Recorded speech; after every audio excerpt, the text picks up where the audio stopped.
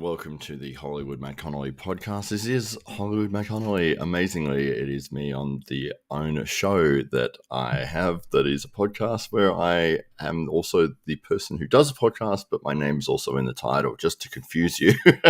We have the double biceps that has to be done every single time we appear on camera. There we go. We get a nice split in there. And I'm seeing a little bit of jilting on my camera, which wasn't there until I went live. And it's like, let's go live. And now we get the camera slightly jilting. So I'm just going to change my video settings very quickly down to standard, see if that makes any difference. Hopefully it does. Yeah, that looks better. All right, there we go. So AWE Grand Prix 2 is what we're here to talk about. We've got one person that's jumped in the chat. Is it the Drew? It is the Drew. I thought it may have been the Drew, and it was. Hello to you, sir. Yes, bouncing off of the Arm Wrestling Buzz podcast. We just finished that with Paul Italia. How are things going over in Las Vegas, the Drew? Are you out doing your deliveries? Are you one of the 7 that are on the night shift for the Drew coverage? One of the 7 clones of the Drew, or 24 maybe, the Drew 24. Maybe that's you've been the one that's been assigned to the night shift arm wrestling streams, and that's the ones that you go after. AW Underground, that's it. Yeah, so that was a bit of a shift that we took in direction with the AWE from going from the larger pay-per-view events down through to more of that underground backyard feel. And we feel that we captured that pretty well with the underground matches that took place in Brisbane.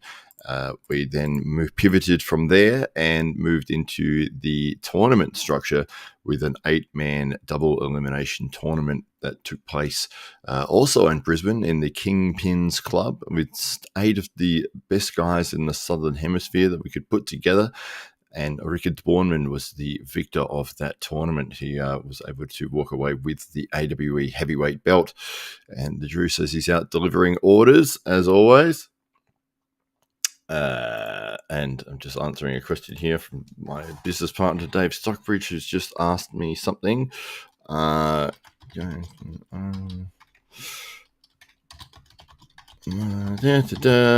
is fun. You get to watch me type. Didn't get a chance on the Buzz show. Here we go. All right. Sorry about that. That is just slightly important information I needed to pass on relatively quickly. So, but yeah, so AWE Grand Prix is what we called the first tournament, and we load that up because it was a lot of fun, and we've sort of hit on something which worked well for us in terms of timing. So it lasted, I think, just over an hour for the tournament to start and completely finish. And it was entertaining the entire way through. And you got a victor, you know, you got your first, second, and third, and the storyline was told and done and dusted in that just over an hour period. And it was like, that was fast and entertaining. And maybe that's a thing that we should start looking towards doing more of. And so we've moved towards that, and that is going to be the basis of of our. I'm sorry, getting confused by messages that I'm getting from people here. But for AW Arm Wrestling Entertainment, there we go. If I could spell it correctly, it would help. It does help when you spell things correctly when you're looking up your own video. All right. The lucky ones. Hello, Lucky. Yay, more Matt time. It's always great to see you in the streams, Lucky and the Drew. If either of you want to jump on, let me know. I'll send you the link in a private setting. But be happy to chat to either of you. All 24 of the Drews, or Lucky as well, if you want to jump on for a quick chat, but no pressure whatsoever if you're happy to just sit here and listen.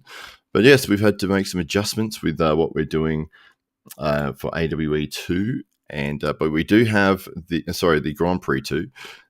We do have the tournament going on. Sorry. Wait on. I won't say it now. All right. Just getting confirmation of a couple of little things. There we go. As an English teacher, I concur, says Lucky. Yes, well. Lucas says, what made it so fast? Did you threaten pull us with a whip? We haven't, no, but we do have some very good caliber arm wrestlers, great caliber arm wrestlers that will be competing on the event for AWE Grand Prix 2. The date has changed, though. That is the key thing. The date originally was supposed to be the 20th of October, but we had to push it back by 1 week to the 27th of October because Ryan and I will be in India doing the Pro Panja commentary for the English side of their event there, which ends on October the 20th. Originally, they had scheduled September, but and we scheduled everything around that, including flights. Then they changed it to October, which meant we now have to adjust everything. But we've just pushed it back by 1 week, and so it will be October the 27th. You can see it coming up on the ticker there on the screen. Knuckles Up 4, Knuckles Up 4, I believe it is. We're very much looking forward to seeing that as well. That's on the September the 14th. So that'll be a lot of fun. There is some incredible matches to see on that card. And like he says, I'm not sure if I'm sophisticated enough for your show. You can't say that you're a teacher, an English teacher, and then 2 seconds later you say that you're not sophisticated enough to go on a show. Matt, don't be so distracted. You are live in front of so many people watching. Yes, I know. I'm getting information that is important about what I'm saying and relevant, and it's don't say this and don't say that has now appeared on my screen, and I was about to say that, so I'm lucky that it did appear on my screen because I'm just going to read it again. Yeah. Okay. All right, good. Yes. I won't say what I was going to say, basically. Still waiting on a confirmation. That's one of those things as a promoter is the last thing you want to do is make an announcement of a match, and then it's like it's not confirmed, and then it falls apart. And it's like everyone's like, oh, yes, this is going to be this match is, and yeah, it's going ahead, it's going to happen, and everything's going to be going really well. And all of a sudden, it's like, oh, by the way, that match can't happen because it was never confirmed.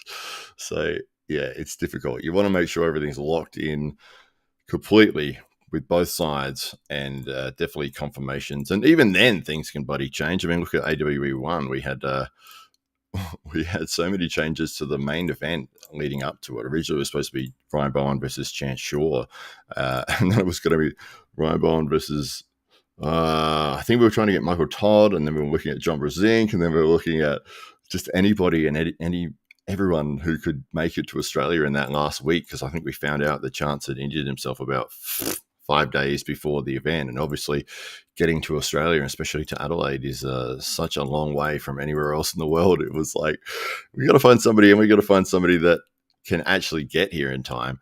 So lucky Matawaringi Hedda Morris from New Zealand was able to put his hand up and take the match. And obviously Auckland, I think Auckland is actually closer to Brisbane than where I live, at Adelaide to Brisbane, even though it's the same country. But Magda is here. Hello, Magda. 5. Okay. Don't know what that means, but sure. Oh, Knuckles Up 5. Probably, yes. Thank you. There we go. French and Nat are on the card.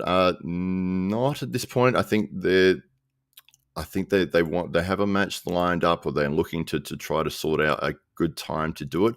The national tournament that is taking place for the Australian Arm Wrestling Federation, as a different organisation here in Australia, is the weekend after that. So Natalie is competing in that, I believe, and so us pushing the event back a week, I think, has made that match not possible, but we'll definitely be trying to get that happening at some point in the future, because that's definitely one that I want to see for sure. Magda could get on too. Yeah, absolutely. When's the champs? When's the champs? I don't know. What's the champs? 27th of October will be our next event for AWE. It will be the AWE Grand Prix 2. But apart from that, I'm not sure what you're referring to, Josh. But Josh Barker, one of probably the under 70 kilo champion, national champion, and probably one of the strongest strongest presses in the under 70 division, without a doubt. Absolutely incredible, lightning fast. Paul Hutchins Jr., there's that Mr. Matt. Good to see you in here, Paul. Hello to you. How are you? Hope you're doing well. Like he says, she's a middle school teacher, so there is no sophistication about us. Yeah, that's weird. I'm not sure what your grade setups are for the US, because we have primary school and then high school. That's all we got. And you do reception to year 6 in primary school, and then from year 7 to year 12 is high school. So middle school, we don't have. That's not a thing here, but I'm guessing it's probably years 4, 5, and 6, something like that. But is it a separate school altogether, or is it just a different bit? Don't know. So Drew, I could have made it. Well, you still can if you would like to. I'm happy to send you the link. Hoon TV says, "What's up, big man? Long time no chat. Absolutely, haven't seen you for quite a while. One of the inventors of a fantastic product, which if it's in my arm's reach, I'll grab it, but it's not. Three-footed monster is a fantastic camera holder that's magnetic, and it sticks to bloody anything. It's come in handy so many times. And Hoon TV right there is the man who invented it. And it was funny because he brought in like a very large version of that same thing. The one that I've got is quite small to hold your phone. Then he's created one that is for like proper video cameras, and you can stick that. He goes, "Oh, I brought this one in. It's quite large." And I've stuck it to the wall, and then we could not bloody get it off the wall because that's how strong these magnets were. It took both of us like pulling on it incredibly hard to be able to peel it off. And then there was a lovely white circle left on the wall, which yes, I tried to buff out, but I think it's still there. Gotcha. Sorry, that's all right, Magda. I'm not getting on anything. That's fine. Don't have to, Magda. The Afterbuzz. Hey now, Matt, Captain Obvious. Great to see you. Will there be a tournament? We're looking at running one probably in December here in Adelaide. The details of that we haven't finalised, but obviously the national event for AAF will be running in November, the 2nd of November. So, yes, we didn't want to sort of clash with them and have something too soon straight after, but I think early December is where we will be looking at next for our next T-Series tournament. Am I high? I am not. It's early morning here. Well, it's midday, but no. I'm just distracted. I'm getting a few messages going on at one time and making sure that I say the right things. That's all. I'd be honored to join you then. Well, fantastic. If you like, I'll send you the link and we'll see if we can get you on here. Canada goes to grade 13. Okay. Beer Man pushed it to 17. Oh, that's great. All right. Let me see if I can bring up the link here and I'll send it through to Lucky while we're still talking. What I'll do is I'll put on the AWE Grand Prix highlights here so that you can have a look at something while I'm messing around in the background. And I'll just click that, share the screen, share that one there, and that one there. All right, and we'll bring it up on the screen. There we go. And we'll make it big for everybody. That's Ryan Bowen versus Brett Coots, who I was referring to earlier on the Arm Wrestling Buzz podcast, about having a left-handed match with Lachlan Adair. But let me see if I can get this going here. So I'm going to invite guests. And if I spell it correctly, that would be good.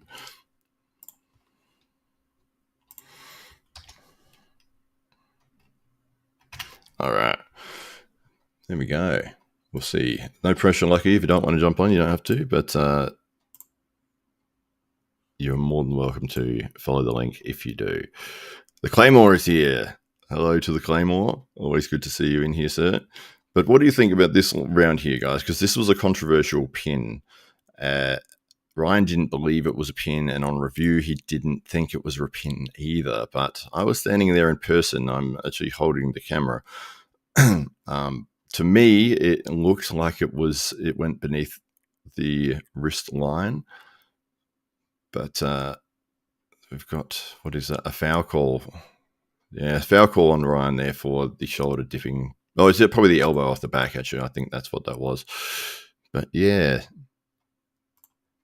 we had some of the best guys in the country here. You can see Lachlan Carpenter there on the left of screen taking on the Milkmen.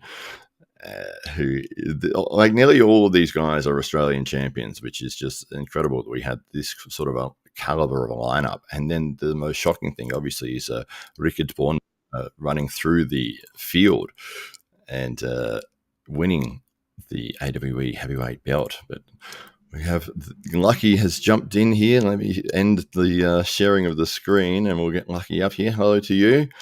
Hey! Oh, I was enjoying it. Oh, good. Are you all enjoying? Have you seen the tournament before? Did you check that out? The first Grand Prix that we did. Yeah, I've Uh, seen parts, bits and pieces and videos. It's hard to watch like the whole thing when they're like 6 hours long. yeah, well, that was one of the things that we found because with that event there, it was just over an hour, which Right, worked really well in terms of the people who were there to see it live and the people that were watching online. It didn't drag out, and because it right, was a tournament format, it was just match after match after match. You know, it right, wasn't in between rounds in super matches where you've got, you know, a minute, minute and a half or something of somebody just sitting, and you're hoping the commentators are entertaining enough to keep you interested. But right. yeah, so have Or you? if you're certain other people, 5 minutes in between each, thumb hold grab. Yes, the thing that annoys me is when they slip or they get a foul and they both just wander away from the table, and it's like, where are you going? It's a slip, like that. You Right. come back here so I can put the strap together. But But you don't do that in a tournament. Like you just stay there and get strapped up and move on with your life. Like ain't nobody got time for all that. that's right. There's so much time manipulation. You can see, you know, it's, oh, I have to get some more chalk, and you know, even when they're getting set up, it's like, I'm not quite happy with that, and then just letting go and walking off and coming back a few minutes later. It's like, what is this? Just get on there and bloody arm wrestle. Right. Well, I know for me, like the very first time this summer was the first time I'd ever done a tournament where you start in the ref's grip. And so I wasn't a big fan of like I love the speed of it. Like we were in and out in 2.5 hours. It was a fairly large tournament and we were just it was, done overall all good. But I don't know. I wasn't a huge fan, especially because like I like to have my rise and they kept pulling my hand down like to almost go into like a dad move or a low hand top roll. And I, I was just like, Y'all think I'm better than I am. Like I need to have my set move." Yeah, that is something that one of the guys in our club has always argued against because when you're trying to line up the height of people's, you know, webbing, and one of Right. them's like this, and the other one's sort of like wanting to be like that almost, and it's Right. very hard to sort of get them in the right position. So it's like, you know, you do sort of find yourself pulling people's hands down. They're like, "Hey, I don't want to start like that. I want to start like this." It's like, well, I can't start you like that because neither of you are. Yeah, it can be a lot of fun as a referee trying to just get people to do anything that you say. Right, right. No, so I mean, I usually just, go with the flow. I've never like argued with a ref ever. I've given them looks. Tim Bresnan makes fun of me because of the looks I give him. But I usually don't say anything. But that was a weird tournament for me, I think. But I enjoyed Yeah. it. Still fun. Oh, how did you go in the tournament? I placed second right hand and third left hand. Wow. Um and so it wasn't too bad. We were ended up having some ladies the week before I got first and first though. So that's why I was like, man. Oh, okay. The week Yeah. before. Yeah. So I do sometimes pull back-to-back tournaments. Shh, don't tell anybody. Uh but yeah, in Buford, Georgia, I was able to place first place in the higher class in the 176 plus, and it was Sean Hancock's event, so it was fun. It was a lot of fun. Wow. We got first and first, and then the next weekend, you've come back and gotten second and third, but you weren't happy with that. Was it? It wasn't the same competitors, though, was it? Two of them, or one of them was. One of them where it was, yeah. Ah, So it was actually one was in Georgia and one was in North Carolina. And so one of the girls who I pulled against before in the first tournament, she pulled me again. And yeah, and like I said, like I'm not blaming the ref because I got second or third. I'm not that shallow. But it just was a weird setup for me. So right. So yeah, you're are you a high hand top roller? Is that a posting top roller? I try to get as much height as possible to get up over the hand. Just because like I have a short forearm, and a little and very little hands, and so getting that height definitely helps. But I do a lot of side pressure press too, so that surprises a lot of people. If I can get that height and get them over, then go straight into that side pressure, I do pretty well pulling that way. Right. Did because if yeah, usually I find that people have the shorter forearm tend to have the inside game that is where they feel strongest. But you feel comfortable even giving up the height if somebody has a longer forearm. You still feel like you can find your lane in that.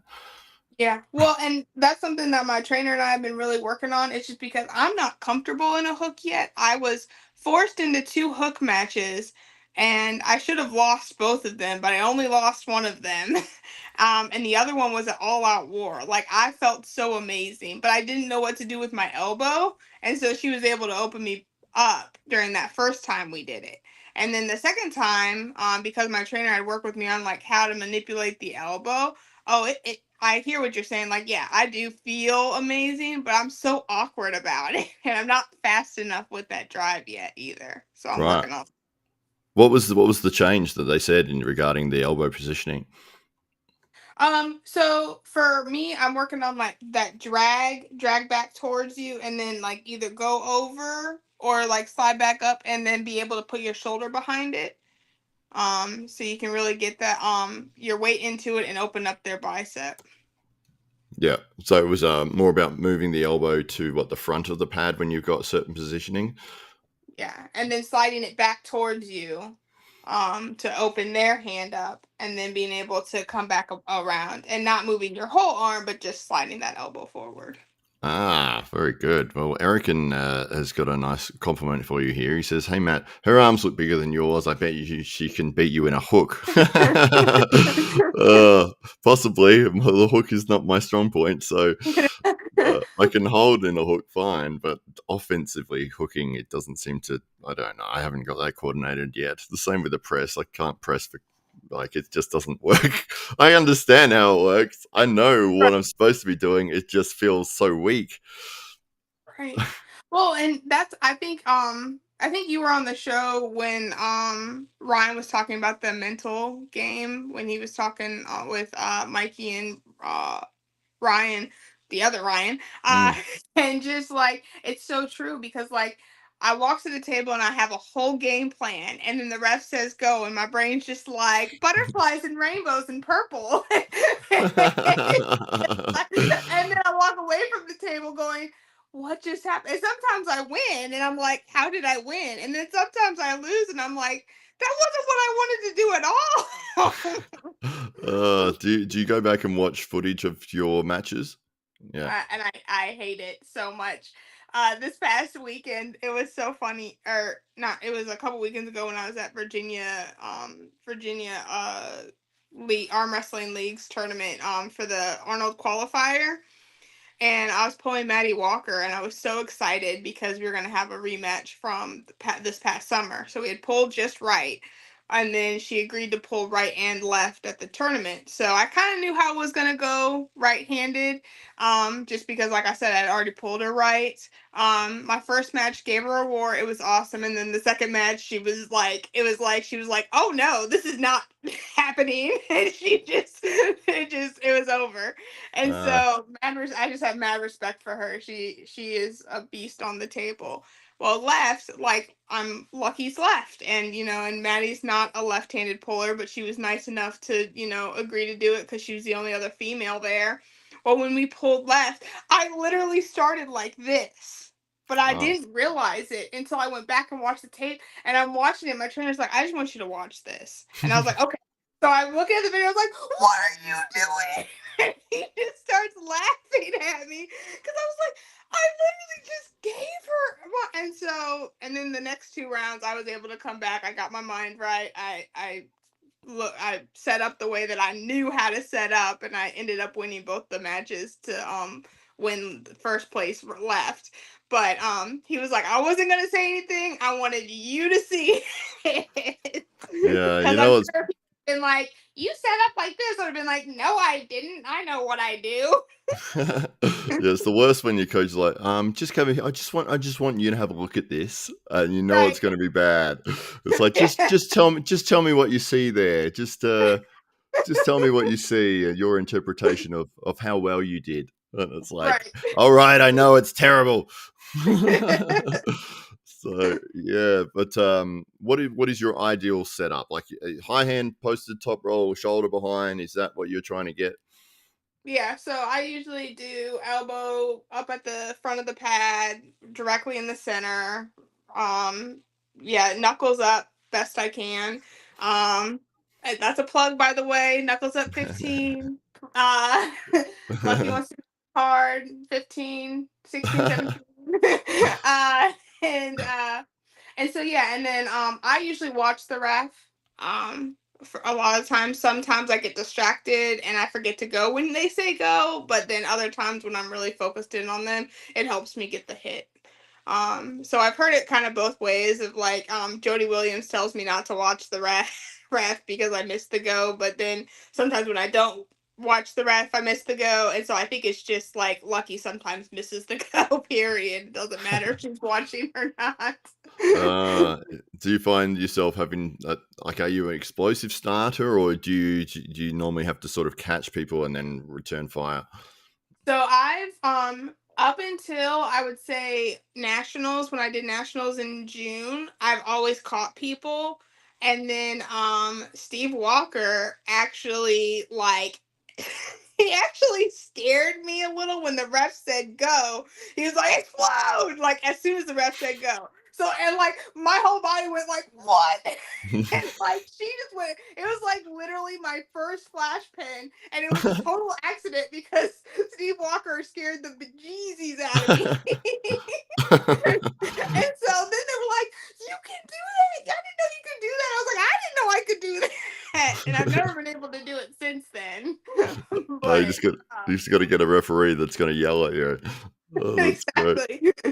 Yeah, well, French always says that because my like when I say go, I yell it, and I want it to be very clear to everyone that this is the match has started. This is the match has There's no like okay go. It's go like it's a Right. yell, and yeah, she normally jumps out of her skin and elbow fouls just from like me yelling. Yeah. So yeah, she's had to I get used to know. that. Is that a fair foul at that point? Well, I thought she would have seen me referee other matches because I do it in every one. But what Right, right. what what was funny was we had a T Series tournament that we ran up in Brisbane start of the year, and then when I was editing the footage together, I said to Ryan, like, how fast paced do you want this to be? And he said, just put the matches and put it like just real, like, as soon as the go starts, like that's, and then match ends, next match. So it's just match, match, match, match, match. There's no in between whatsoever. I was like, okay, no worries. And so I put it all together, and then I had just finished the video, and I was reviewing it, and my wife, my kids walked in. They're like, "Oh, what are you doing?" I said, "Oh, I've just finished this video. You want to look?" And I didn't realize, but it was just me going, "Go, go, go, go!" like for like 6 minutes straight. It's like That's go, crazy. then a match, go, then a match. It was, yeah. They thought it was hilarious. So You have to send me that, so I have to use that for training That's for not a ready bad idea. goes with bands, and then I'll just listen to Matt Screaming Go for 60 minutes. Yeah, that's not a bad idea actually. I know there's an app you can get, which I'm not sure if It's it's still not available. available anymore in the Oh, US. they've taken it off, have they? Yeah, I'm Oh, so sad because I mean it was one of the and actually it's still I think it's still on my iPad because I've never like updated my iPad, and so I think it's still accessible there, but when I got my new phone and tried to get a new phone, it was like app is no longer available in your region. I was like, oh really? why? Yeah. Wow. I'm blaming certain people overseas that don't want North America to get better. Yeah, that's right. Well, the app was handy because what was it? It was just a random. It was the command of ready go, but just Mhm. randomly it would say it, and it was like maybe it would be 3 seconds, maybe there'd be 10 seconds, and so you would set up in your starting position and wait for that command, and essentially it was like as soon as you heard it is when you would hit. Yeah, I think there's a few guys at the club that were using it. They found some benefit from it. No, I mean, I loved the app, and it definitely helped me. With my trigger, if you will. Because I used to be a lot worse about it. They'd be like, go, I'd be like, okay, and now. It's the worst feeling when you get flash pinned as well because it's like I could have done no training whatsoever and gotten the exact same result for this. So you walk up there and they go and you're beaten before they've even bloody finished saying go, and you're like nah. Right, exactly. I think my Horrible. two were Michelle Dugan, which is no surprise. The second time we pulled, I was able to get I got the hit, but it still obviously went in her favor. So but she's Michelle Dugan. What you gonna do with against the Black Scorpion? And then Christy Resendez, it was just after I started carnivore, and I went did a tournament, and I should not have done tournament then because I was literally 2 weeks over like that little keto flu that you get when you first start carnivore, and my strength was about 30%, and I was but I was grumpy. I was tired. We had to wait forever to pull because it was a long day, and I was just like, "This is the worst experience of my life." And then Chrissy flash pinned me, and I was like, "What?" It was the first time ever it had ever happened, and I was like, "That's insane." Yeah, it's an awful feeling. Hang on, here's that video that I was talking about. So I'll put the Okay. volume up on this as well so we can hear it. Go! Go! Spin. Ooh, Go! Come on, Z. Oh. Go! Go! At the 95. Go! Oh, sorry. Go!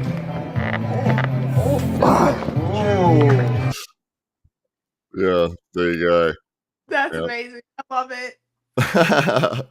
Yeah, I Oh didn't my- realize it until I watched it back. I'm like, it's me just saying go a lot really loudly. you almost put like a R in it when you say it. You're like growl, Yeah. Go! growl. Maybe I not an saw R. Maybe it's a different different sound, but it sounds aggressive. as long as they hear that is the starting it is the moment that you start the match is I'm yelling so that everyone knows, everyone in the room understands the match has started. Right, right, And the worst thing is when you've set two people up, you spent I don't know 2 minutes or whatever getting them in position, and you go, and they both just slip their hands apart, and you're like, well, that was a waste of time. Like right. it's just Or when they say they like just starting the strap, like I don't understand why, like especially if they've pulled prior and the ref says, "You, I want to just start in the strap," and they go no, and they immediately just go like this, where it's totally intentional. They knew what they were gonna do. Just start there. Like what is the problem with starting in the strap? I don't understand why arm wrestlers freak out about starting in the strap. Yeah, I don't get it at all. And I almost, as the referee, if I know both guys are known for slipping and they're both like top rollers, I'll be like, "You guys are starting in the strap." They're like, no, we want to start outside the strap." I'm like, "I'm not letting you start outside. You're just gonna slip." Like, they're like, no, we won't. We'll hold on. And definitely, we'll try to hold on. And then you say, you're like, fine, and you say go, and they both just like rip. It's like, what are you doing? I'm not letting you start like that anymore. You're getting the strap every time. Right. Because it's just such a waste of time. It's like, why? If you know you're going to let go, and so is the other person, and you're Right. going to end up in straps, why not just say, let's start in straps and cut out the middleman? Right. See, I would struggle with that because like me as a middle school teacher, middle school in America is literally like 11 and 12 to 13 and 14.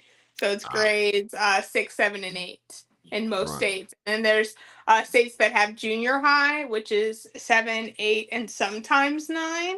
And then like the K through 6th grade is like the primary or elementary school. But anyway, so these kids are just so ornery. It's just like you move them away from their friends so they actually get work done. It's like, please, can we sit by each other again one more time? We promise we won't talk. What? No. You're literally mouthing words to each other from across the room. If I move you next to them, you're definitely going to talk to them. No, we won't talk. We promise. Please. They're throwing paper planes with messages written across. Right. Actually, it reminds me of that. Blink 182, the band. Yeah. I was watching an old song of theirs, Josie, last night, just the film clip of that. And when he throws the paper plane, it says, he writes, "I love you" on a piece of paper and folds it into a paper plane and throws it. And he's trying to get it to this hot girl, and it ends up going over to an overweight dude's like desk. And he turns around all excited and he's like, "Oh, no." I haven't seen it for years. It was just such a bit of a blast from the past. But Right. yeah. Yeah. No, Blink 182 was a hot commodity when I was younger too. Yeah, So for sure. They were definitely one of those. It was the early 2000s was their sort of big moment. I felt with that punk rock kind of style, and that they were coming through Australia with doing their tour, and I remember people like I didn't go to the concerts, but my mates did, and they said that they had blow up condoms like just floating around the audience like all night. So that was something you wouldn't normally see, but yeah. I thought their name was so funny, and then like when you find out like what it was for, it was like, oh dang, okay, cool. Well, Right. what is the story behind the name? So it's how many I think it is how many times the radio would have to bleep out a word on their first album was 182 times. If you put Oh, all the language in all of their songs, it was literally like it would have to blink it out 182 times. all right. Yeah, So, there you go. No, I didn't hear that one. I heard that they had gone with the name Blink, but then there was another band that had that name registered already, so they had to add something on. And this and is the story that I heard, but yeah, that they the truth is probably somewhere in the middle. Again, I heard this story when I was 10, so I could totally be wrong. well, I But don't know. I mean, I'm probably wrong as well, but it's like, do you remember Eiffel 65 that did that blue song? mm-mm. No, it's like an old dance track, but yeah, the Eiffel 65. It's not really a band; it's like an electronic group, but they got their name from a random name generator. So you would know this song without a doubt. I'm going to play a couple of seconds of it just because Oh, sure. Eiffel 60. Oh God, how do you spell Eiffel? There we go. All right. Luckily, the Google came to the rescue for me there because that's a French word. As a middle school teacher, Lucky, how do you spell Eiffel? It's EIFAL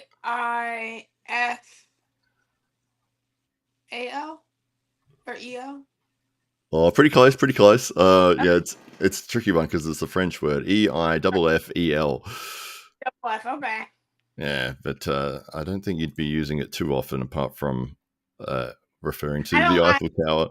I'm an arm wrestler, so I'm too broke to even go there. So Yeah, can't even Google search like tourist attractions. exactly. And There all we go. Hang day on. and all night, and everything he sees Oh is yeah. just Yeah, like there you him go. inside. Hey, hey, babe. Welcome. French McGee is here. Hello to you. She's probably Woohoo. at work, maybe on her I lunch break. It is 12:30 in the afternoon on a Thursday here, so she would definitely be at work, listening in, sneakily listening maybe at her desk. But she had a great guest appearance on your podcast. Tell us more about the podcast that you're running over there. Yeah. So actually, I was just about to be like, I owe you so much for like letting me find a new friend from the future. Like, I absolutely adore her. We've messaged a couple of times, and just getting to see her stuff on Facebook. Like, she just makes me smile all the time, and I wouldn't know her without you. So thank you for that. And Oh, that's all so, right. No, she's can lead a horse to water, but she's got to prove herself as a good person, and she has obviously done that. So yeah, well done to. Um, she said, I'm at work on not on oh, okay. But no, so yeah, so the Lucky Ones podcast, that is over on my YouTube channel. And we really focus on the female arm wrestling side of our sport. I try to have a special guest each week. So we had Sarah Bachman on last week. We've had Liz, I'm gonna say her name wrong. I literally practice it so many times. Because I keep wanting to say Mosek, but she said that wasn't how you said it. It's Mosek. Liz Right. Mosek, and Gabby. But we also really focus on people that you might not know who are number ones in their state or just starting out in their state, making waves in local tournaments. Um, Not too long ago, we had a promoters night with a lot of different promoters and what they're doing to help with female arm wrestling. And so it's just really been nice to have a platform where the ladies can be celebrated. Is really awesome because like you have me on, so that's great. I'm a female arm wrestler, and so that's I really appreciate you and 98 and Paul Italia and Knuckles Up really just helping out, really showcase females. But this channel is kind of special because it's by us for us. So the Drew, he pops in a lot over there, and we have a lot of people in the chat just we just have a fun time. So usually it's on Saturdays. This coming week, it's going to be Sunday at 8 Eastern for us in America. So we're going to have Lexi Deerfield, who's number one out of Minnesota. So, Ah, fantastic. Yeah, so good to see people getting a platform when they've done so well. And even if it's like if you're a state champion, like that's a pretty bloody big accomplishment, really. It doesn't mean that only world champions get any sort of attention or any sort of opportunities.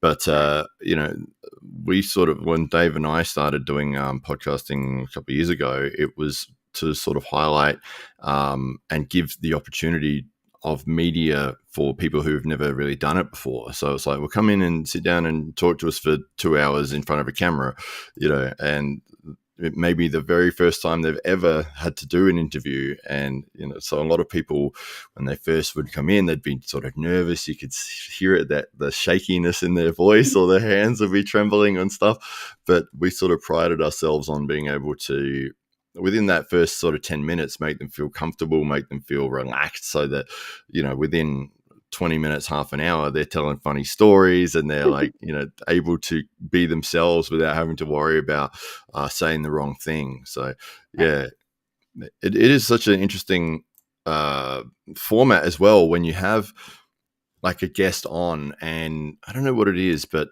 when people are there just listening to what you've got to say and valuing everything that you have that you're coming forth with, it's like it brings that validation to what you're doing. But people tend to tell you a lot more than you might think, like, if you might know somebody for 10 years and it's like, but you get him in that situation and you learn all this stuff you never knew about them. It's like, Right. I had no idea that you did that or thought that, but in that scenario, it all comes out. It's very interesting. Yeah, very much so. And I think that's one of the things. And I always, when I message the ladies or whoever's going to be on the show, I tell them all the time, like, this is not a gotcha show. Like, I send them the questions ahead of time.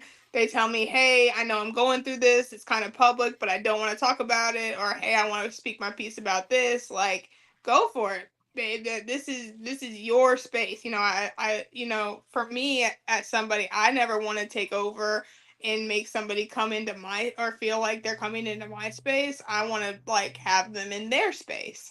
And so I think that's what's kind of special about, being able to have the, like you said, just have that like kind of relaxed conversation where they feel comfortable knowing that I'm not gonna like spring something on them that they weren't expecting, or they don't have to share certain things if they don't want to.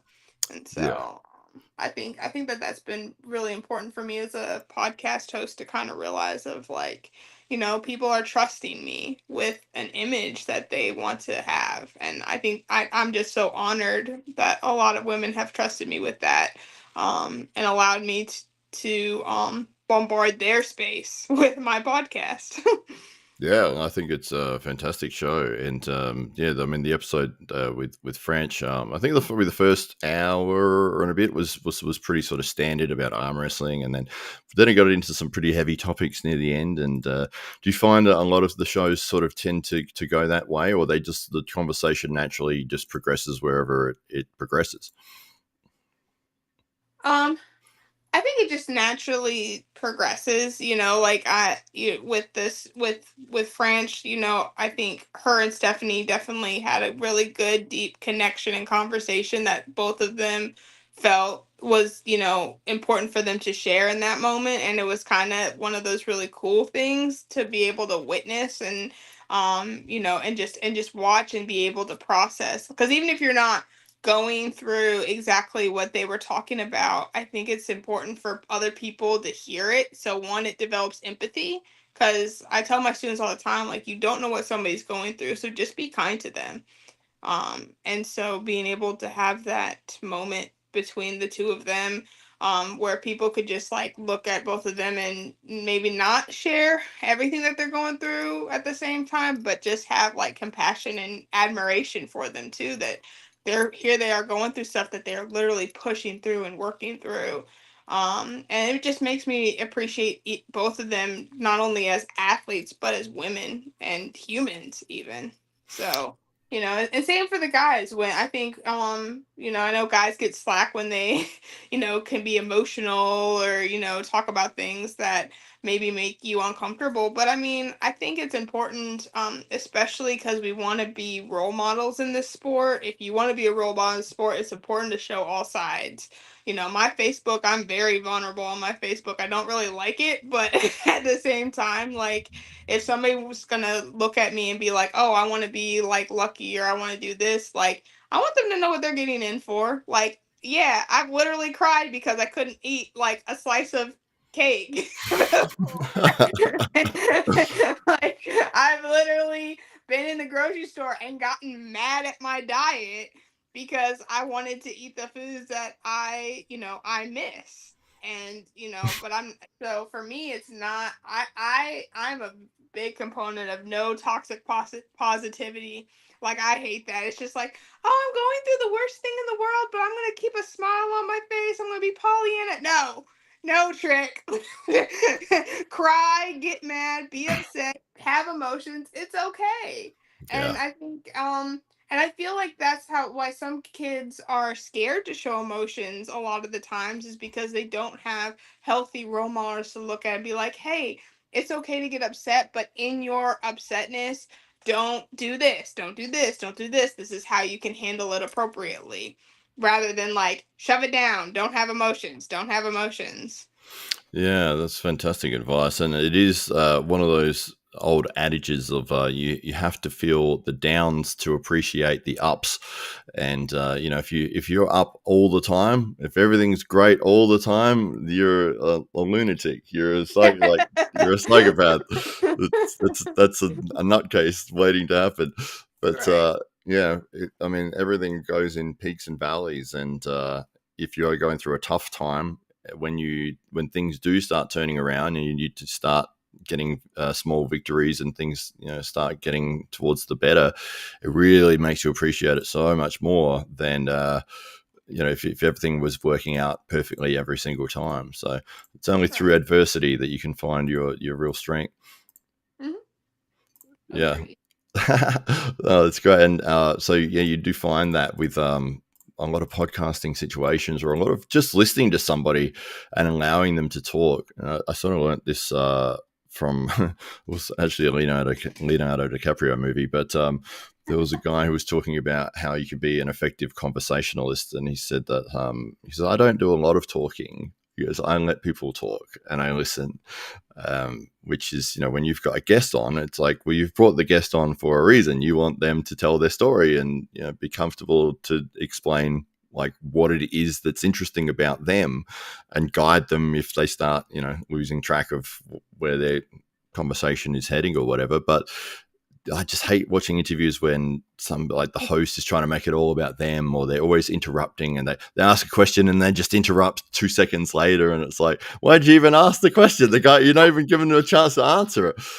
I think some of the worst examples, like Piers Morgan or Jimmy Fallon or whatever. Jimmy Fallon, I don't know why he does this, but he'll repeat whatever the guest has said. Like, it's like, we heard them. You don't have to say it again. Him say it, so it's not as important. Right. Yeah, exactly. I don't know. It's an interesting character trait that I sort of picked up on. One of the best interviews that we've seen around is an Australian guy, Andrew Denton, and he would say very little, and it was like, but the guest, when you leave a gap, the guest feels they need to fill it, and it's like, maybe if they're talking and then while they're trying to think of the next thing to say, rather than interrupting, just allow them that time to think of the right words, and then they can, they feel confident in the fact that you're not going to talk over the top of them, that you're not going to interrupt their story, and they feel that they can actually start telling a story, and then even if they don't remember it all perfectly, they'll be given the time and the chance to actually direct the conversation where they wanted it to go. For sure. Yeah, I think that's been one of the big things, because like for me, like I have ADHD, so like I always get like excited when I hear certain trigger things, and then I want to, and so that's been one of the big things that I've learned on the podcast is to shut up. So that's but I still struggle with it. I think I struggled with it. I was definitely apparent during the Liz episode, because that happened so fast. I wasn't mentally prepared, because we like literally like planned it the day before. All right, we're gonna do it tomorrow night. Okay, great. And so I was so hyped up and like everything. I went back and I watched that episode, and I was like, why are you talking so much? So Yeah. I definitely was like, sorry about that. And so I was like, I gotta get better before the next one. So Well, that's the perfect way to learn, is to go out and try it, and you don't know what you don't know, and it's like, what mistakes, what areas am I not good at? Don't know. Have to go and try it and find out. And that's what sort of frustrates me sometimes when people go, "Oh, I won't enter the tournament because I'm not going to win it." It's like, why would you not enter? Yeah, sure, you're not gonna win, but you're gonna learn so much by doing it. Why would you rob yourself of that opportunity? You'll find where maybe you realize that you suck at this part, and it's like you didn't know that until you get into that tournament. So yeah, it's I just again, that's me with it as a teacher. I literally have a sign in my room that says "Let's fail first together," because the kids don't even want to try. Like they want you to give them the answers. They don't want to get it wrong. They want to have that perfectionist mindset, but they don't want to work for it. They want you just to hand it over to them. And I'm like, no, I want you to fail first. And after we fail, we'll figure out where to go from there. And for a lot of them, they really struggle and they hate me for it. And I'm just like, that's okay. I eat your hatred for breakfast. uh, yeah, I've always sort of thought that the best method of teaching someone is allowing them to discover the answer, like giving them enough hints and clues and tools or resources, and explaining this is the problem. Like, how do you find the answer? And then you can see them trying to put it all together, and if they are the ones who solve it without you just explaining what the answer is, then I think it makes such a better neurological connection for somebody that they were the one that figured out that problem, and it's like, oh, and I put those things together and came up with a result, and the result is correct, Right. and then repeating that process over and over. Yeah. My trainer does that with me sometimes. He'll put me in like a really bad position. He'll be like, all right, work it out. And I get I hate that training method so much. I get so frustrated because I'm like, move your arm to the pin pad now. I Yeah. can't beat him yet. I can't beat Mike yet, but I will one day. I will one day. I had him go 100%, which I'm still not convinced he did all 100.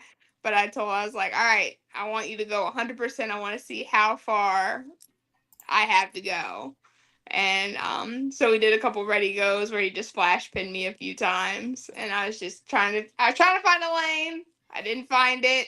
Still lost in the wilderness, but I will find it one day. Yeah, that's the way to learn, is find all the wrong ways first, and then you'll find the right way. It's like, it's not that way, it's not that way, it's not that way, not that way. Not, oh, this is the way. Okay, great. We'll go that way then. Were we Yeah. supposed to be talking about something specific? Because I just came on and started rambling. No, it's fine. This is what's fun about doing the show, is you can talk about whatever you want to talk about. And Cool. yeah, so, well, the date has changed for our event. That's sort of the main crux of what we were doing here. So we've pushed back from October 20th to the 27th. So it's only 1 week, but yeah. Apologies. Yeah, so, but and you had Sarah Bachman on your show just the weekend just prior. Yeah, so she was on Saturday night. Oh, fantastic! Yeah, how did she say her tournament ran, that she ran over in the States there? So she liked it. We asked her about future events, and she is not sure if promoting's for her yet. She's still, and which is totally fair. But she said it went really really well. We had a couple of people from the podcast that actually went. And so their reports of it were just amazing. We saw video. Ryan Grondin got to eat, so of course he was happy. Um, for that is always, yeah, I tease him all the time. I was like, do you go to tournaments just for the restaurants, or do you go to tournaments for the arm wrestling? But anyway, I'm not fat shaming or anything. I like No, food. the man likes his food. That's Right. what you can say. But I think he posts as many pictures in the restaurant that he does at the tournament. That's what just cracks me up about it. Yes, so many But good sorry. people in the arm wrestling world. Exactly. And so I mean, the people who showed up there, and that's what we told her. I mean, like, we were just like, I was not necessarily surprised in like a sense that I didn't think anybody was gonna go, obviously, but like at the multitude and the just the level of people that came down from Canada, came up from across country just to show, because it was the Sarah Bachman Classic, and I was like, Mullen was there, like that, from Sweden, like Mm. that's incredible, babe, and I think it's kind of just it was I love how humble she is, because like anybody else would be like, of course it's my tournament, why wouldn't they be there, if they had been Sarah. I feel like that would have been the attitude, but Sarah was just like, it was just amazing of how many people. It can only get bigger from there. and it can only get bigger and it can only grow. And so, whether it's in next year, 2 years, 5 years, 10 years, like I, you know, I hope it becomes one of the staples here in America for her, because she truly deserves it. She's worked so hard as a female arm wrestler, and just arm wrestler period. Like, you don't even have to have the qualifier of female. She works harder than most anybody I see working, and has just the talent and the drive to do anything that she wants to do. And I was kind of like, oh man, when she said it initially, but at the same time, like, I love watching her compete. So the fact that she's not ready to lay down the competing gloves to put on promoter gloves, like, I'm kind of happy about that too, because I'm like, yes, you still have so many matches that are going to be absolutely incredible to enjoy. So, Yeah, um, absolutely. Have you been on the table with her? we don't talk about that. Oh. Yeah, no, yeah. So she and I were both part of the Women's Invitational that Lorraine Jenkins put on in May. And so I got to meet her for the first time. I was like scared out of my mind, didn't want to at all. But I actually did. I actually walked over to her and I introduced myself and shook her hand, and then went and like cried and swore I was never going to wash my hands ever again. Uh, um but I think we pulled in like my sixth or seventh match. She's my sixth or seventh match, and it was something where it was like, I knew what I was able to accomplish there. She knew what she was able to accomplish there. Lucky didn't really need to do anything to try, so I just kind of held her hand for a moment. I thought about like fighting for a grip just so I could hold her hand for a longer period of time than all the other girls. But I decided to be professional. So we gripped up, she did her thing.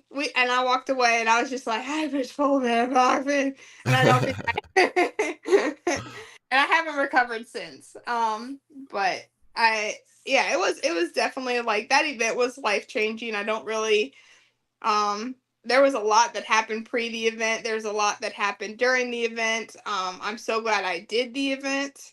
Meeting her, meeting Jocelyn, some of my best friends that I talk to daily came from that event. And so I have no regrets as far as that goes.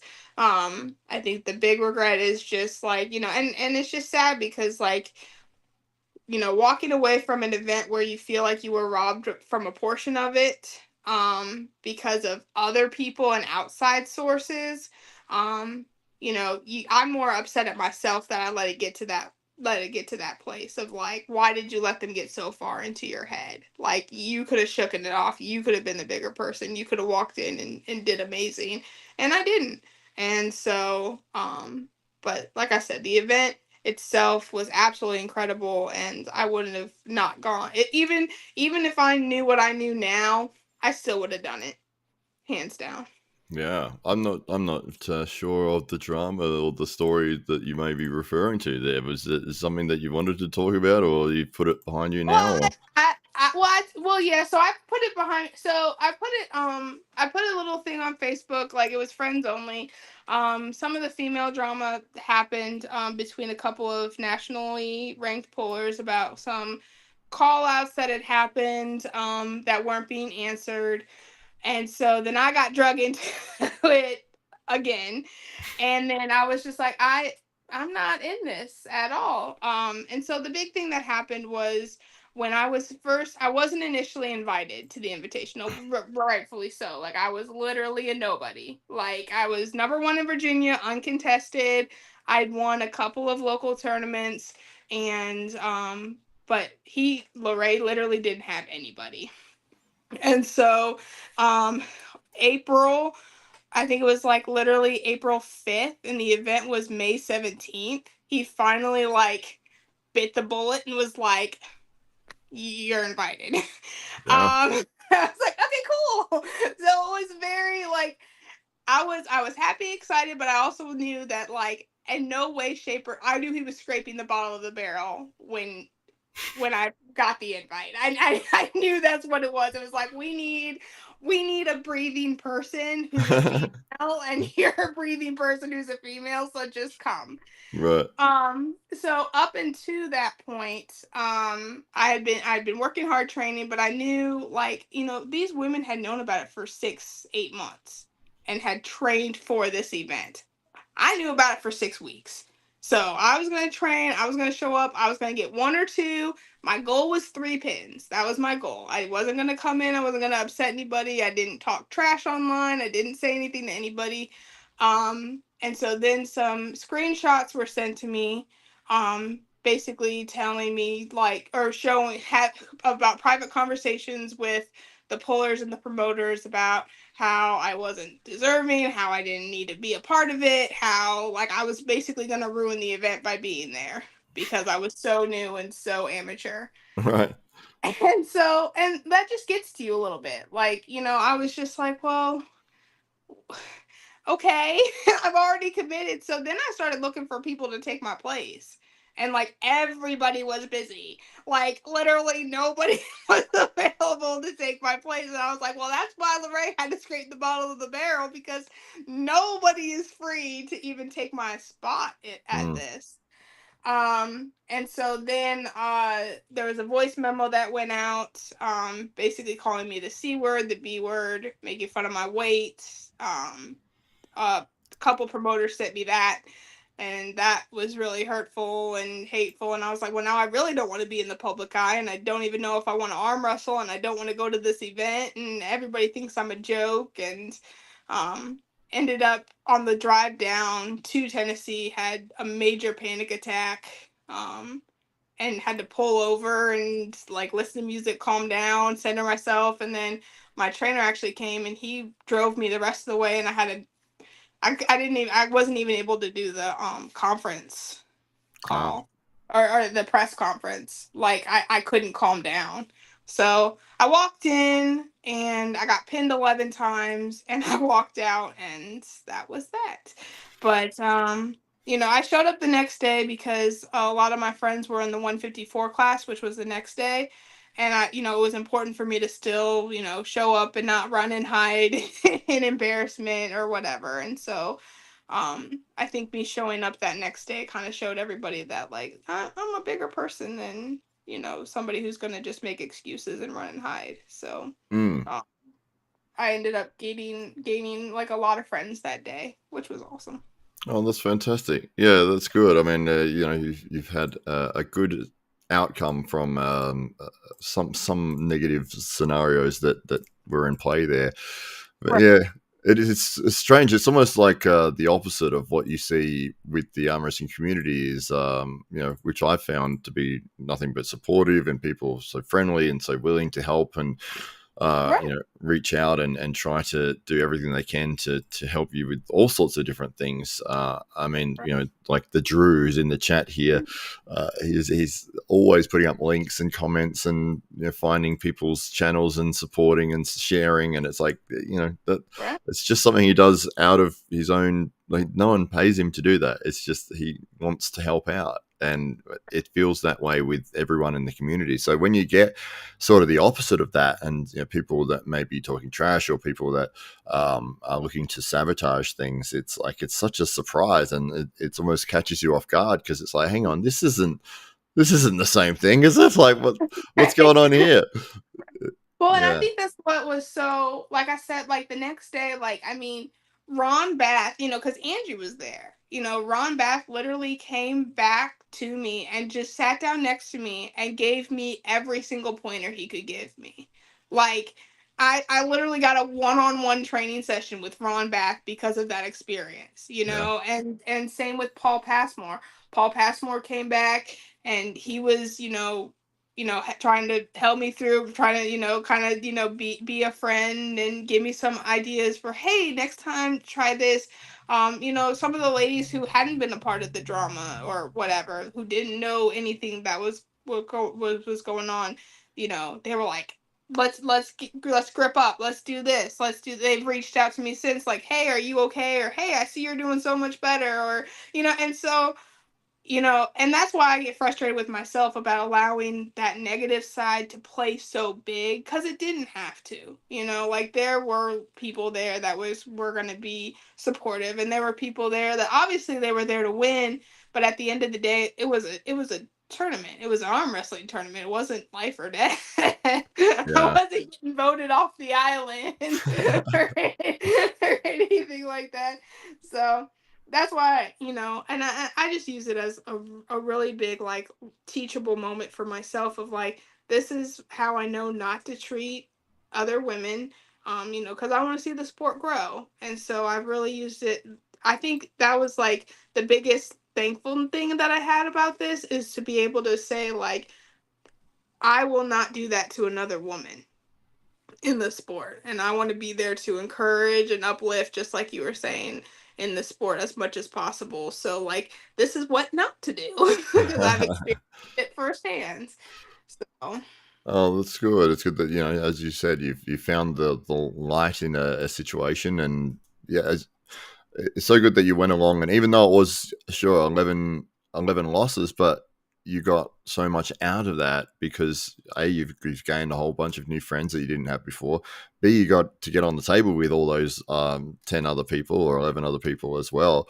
And then, as you said, you got to meet Ron Barth. And not only did you meet Ron Barth, but he spent his time helping you get better, which you would never have had that opportunity had you not gone and competed, which is incredible. right. Well, now I cyberbully him online. It's super fun. You're just getting him back. Yeah, exactly. I was like, um, no good deed goes unpunished, Ron. Good luck uh, this weekend to Ron and Angie. Rooting for you from the States. yeah, Ron Barth is an incredible man, and to think that, like, I'm 42 years old, and he has been pulling for 42 years in arm wrestling. It's just like, that's me. That's how old I am. Is how long you've been training. It doesn't even make sense to me that somebody could be in the sport for that long and still be not only competitive, but one of the best guys going around. Oh, for sure. He I gotta see him at a tournament. I'm not technically allowed to talk about it, but I saw him at a tournament take on an entire team. Like, the team was strategizing against Ron Path. He was like, I don't care who you send. And they're going they lit a fire under him, and it was absolutely incredible to see him just, really rise to the challenge of, like, I'm going to show you why they call me the legend. Yeah, that's right. Well, it's one of those things with combat sports, and you see it a lot with a build up to a match. That there's a lot of trash talk. There can be a lot of disrespect. There's a lot of people trying to hype the fight.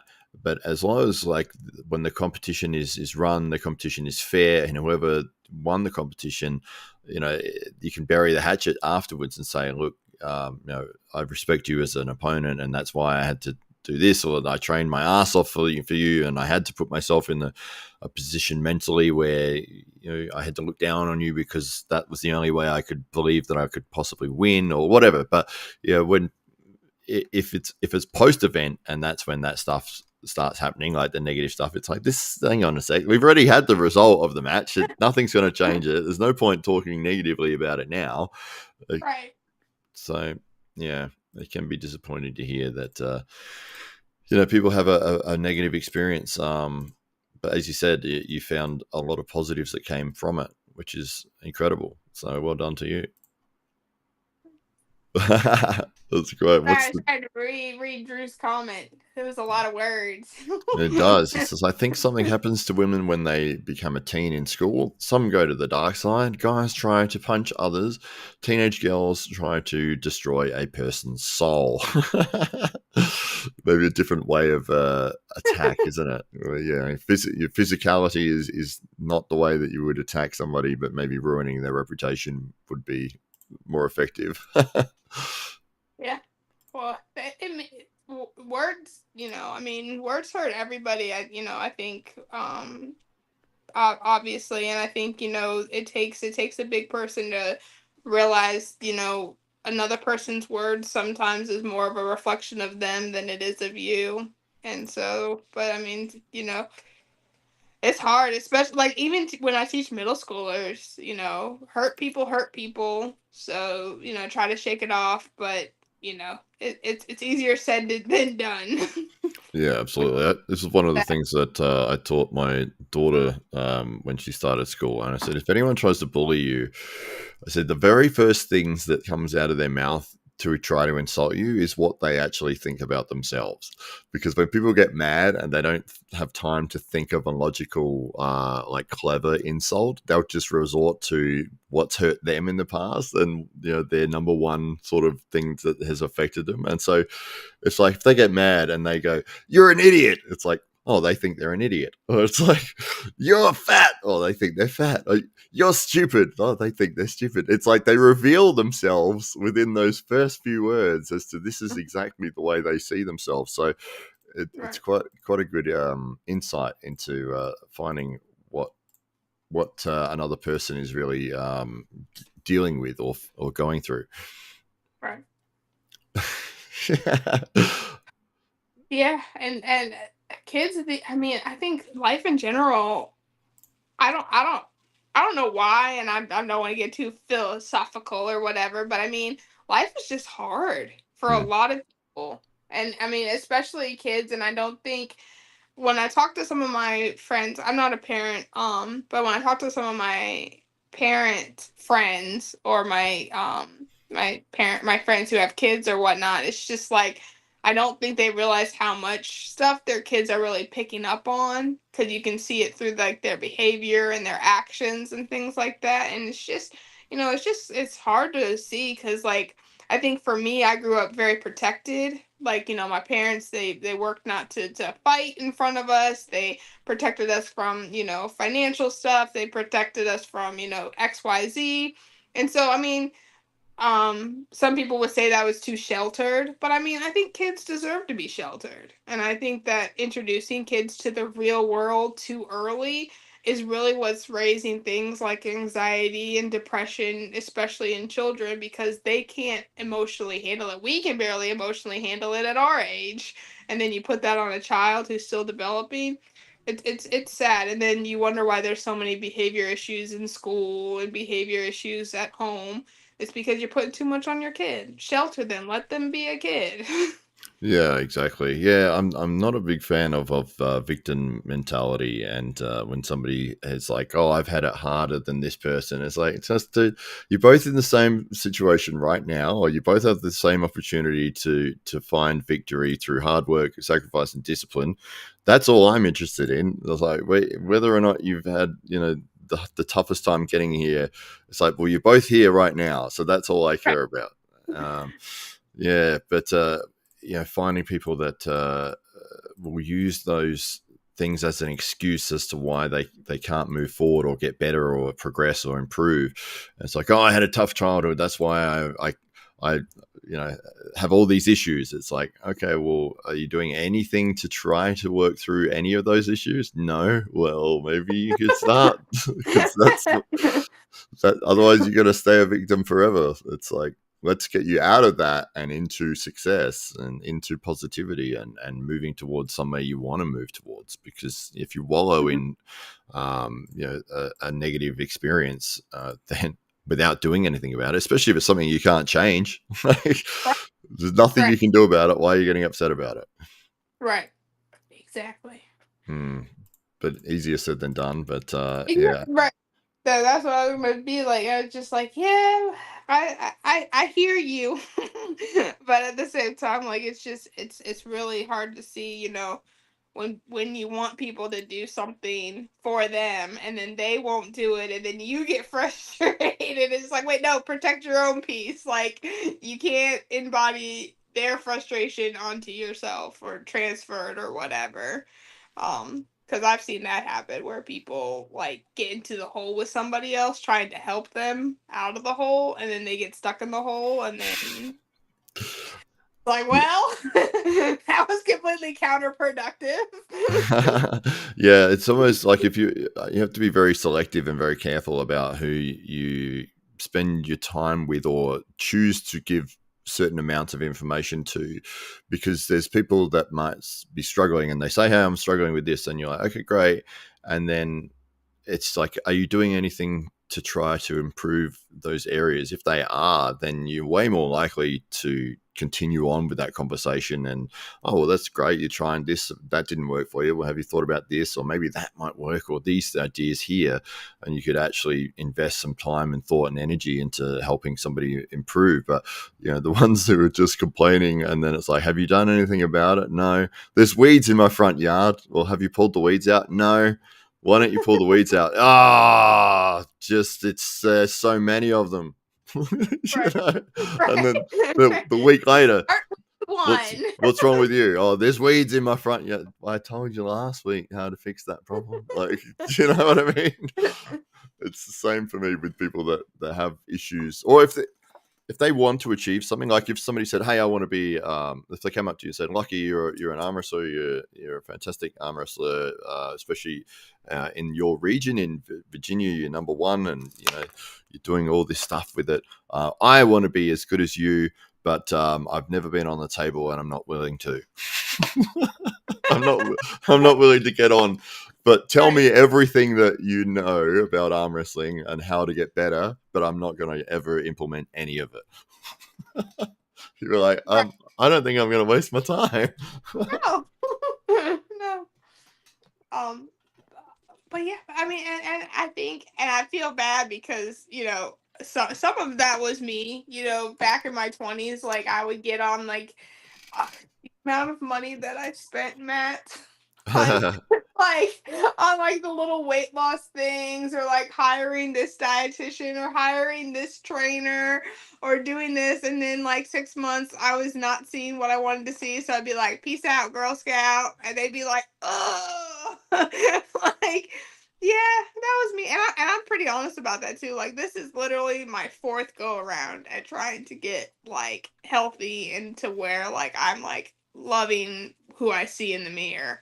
And so I finally found something that worked for me, and it's literally like saving me money, not costing me money. And I'm like, man, I could have paid off my car in my 20s. Well, that's great. Well, you wouldn't have known that back then, and even if you had explained it to yourself back in the 20s, maybe you would have been like, yeah, but I'm going to do it this way. Oh, for sure. And it was just, I think for me, like, and that's where I have to, like, especially with my middle schoolers, I have to show grace, because I'm like, listen, I didn't listen either. Like, people told me stuff and I didn't want to listen to them. And me being 34 now and just being like, guys, I'm telling you, like, you don't want to do this way because it will affect this way. And they're like, what do you know? I was like, oh man, I can't even get at you, because I would literally say that to the adults in my life. Like, what do you know? Yeah, it's one of those things that I've noticed as well, is that people find it really difficult to take advice from those that are the closest to them. And it's like, your parents might be telling you a certain thing, whatever it is, over and over, and you're completely ignoring them. But then, you go to see a specialist about something, they tell you the exact same thing, and you're like, okay, now I'm going to listen and I'm going to believe them. You get home to your parents, I've been telling you that for 10 years. It's like, yeah, but whatever, Right. But I don't listen to anything that you've got to say. Mike gets mad at me all the time because, like, some person will, like, comment something on, like, a video, and, hey, Mr. Peanut, and I'll be like, oh, look what they said about it, and I'll be so excited, because it'll be, like, Angie Rose, or, it'll be, Sarah, or Mike, or, somebody, and I'll just be like, or Danielle, or Shauna, and I'll be like, oh my gosh, they said this, and he'll just look at me and be like, I literally have said that 4 times since you started. Yeah, but you don't count. It's like, yeah, but you're you, and I see Right. you all the time, and I don't listen to you. I need to stop doing that. I do feel bad, because I know he's just like, and I was like, no. Well, when you said it meant a lot, and then when they said it just confirmed what you were saying. So at least you were right. Yeah.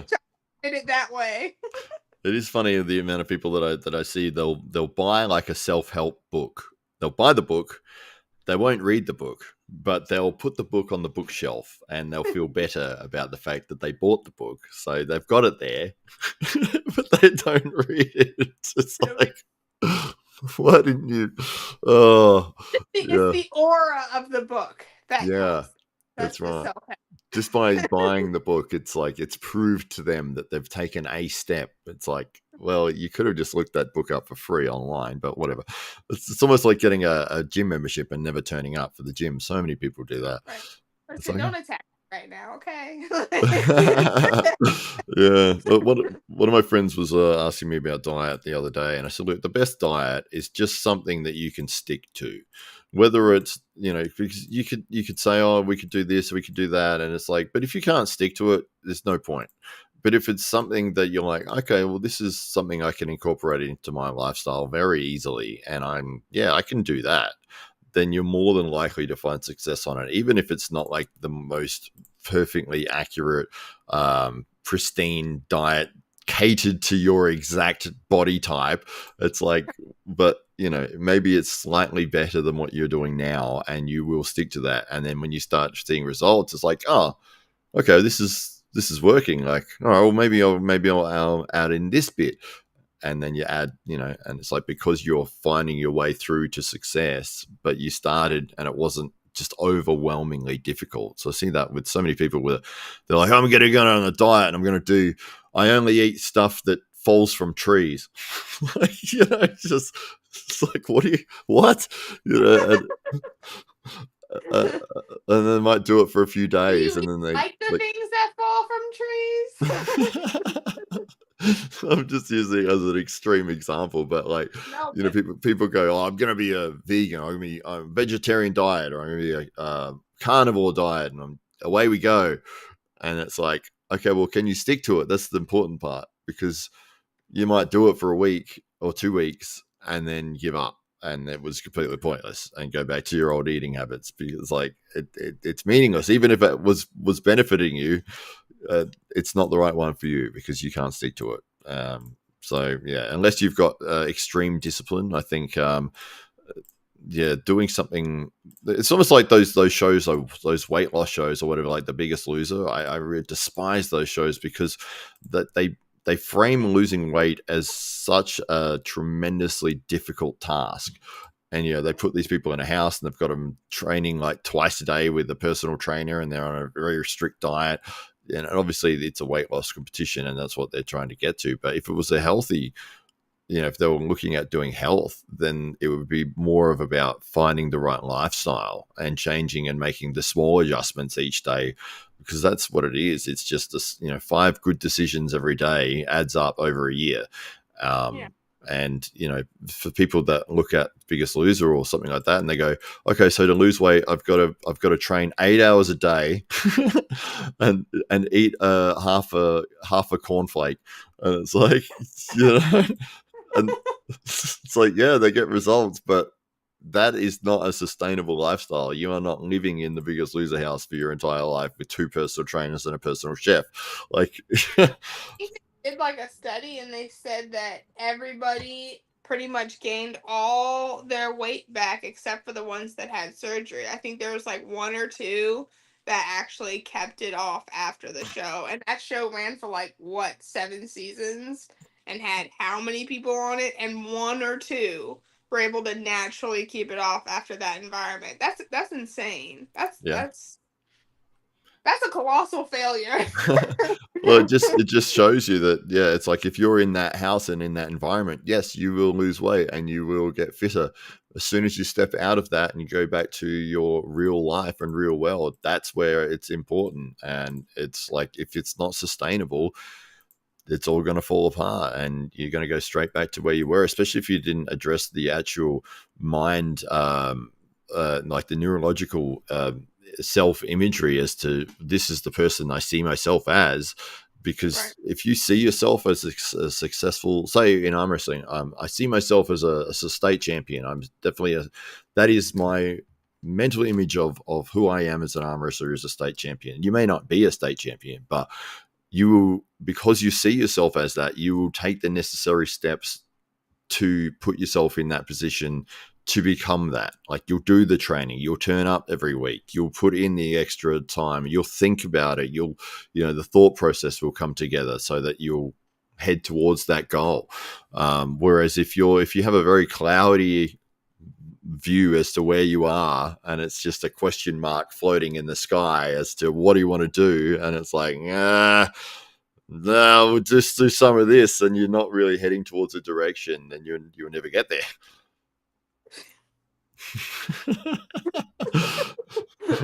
There you go. Mr. Peanut says that reading is for rich people, and that Captain Obvious says that paper is a flex of affluence.